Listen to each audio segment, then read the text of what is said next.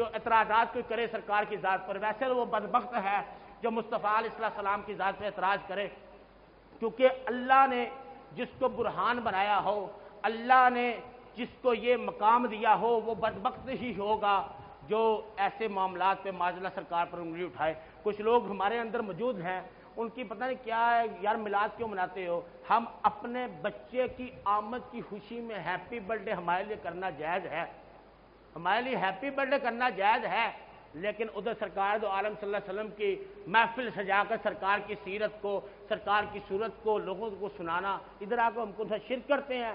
وہی باتیں ہوتی ہیں جو سرکار کی سیرت ہوتی ہے، سرکار کی صورت ہوتی ہے۔ سرکار نے جو کیا، سرکار کے اصحاب نے جو کیا، وہ ہمیں بتایا جاتا ہے۔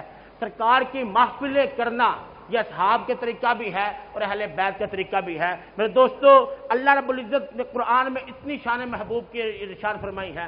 قرآن کو اگر بندہ پڑھے نا، عشق کی اینک سے پڑھے، بخاری کو پڑھے عشق کی اینک سے پڑھے، مسلم کو پڑھے عشق کی اینک سے پڑھے۔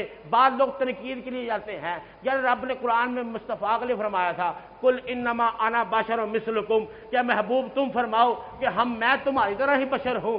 میں نے کہا یہ تم نے پڑھ لیا، کیا ابو بکر نے کبھی کہا ہے کہ بتا یا رسول اللہ میں تمہاری طرح ہوں؟ ابو بکر نے کبھی کہا، عمر نے کبھی کہا، عثمان نے کبھی کہا، مولا کائنات نے کبھی کہا؟ بلکہ مولا کائنات علی المرتضیٰ کی شان یہ ہے، سرکار خود فرماتے ہیں کہ علی تو میرا بھائی ہے، لیکن علی نے کبھی نہیں کہا کہ یا رسول اللہ میں آپ کا بھائی ہوں، بلکہ یہی کہا میں آپ کا خادم ہوں۔ یہ لوگ اعتراض انا بشر مثلکم، محبوب کہہ رہے وہ شاعر نے کہا پتھر سے کلمہ پڑھواؤ، پتھر سے کلمہ پڑھواؤ، پھر کہنا ہم جیسے ہیں۔ تم بھی ذرا معراج کو جاؤ، پھر کہنا ہم جیسے ہیں۔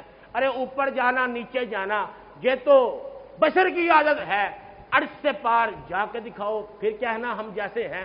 یار سرکار کی تو شان ہی یہ ہے، بیان کی جائے قرآن بندہ ایک ایک سورت کو پڑھے، ایک کو پڑھے، واللہ قرآن ایسی سرکار کی شان بیان کرتا ہے۔ قرآن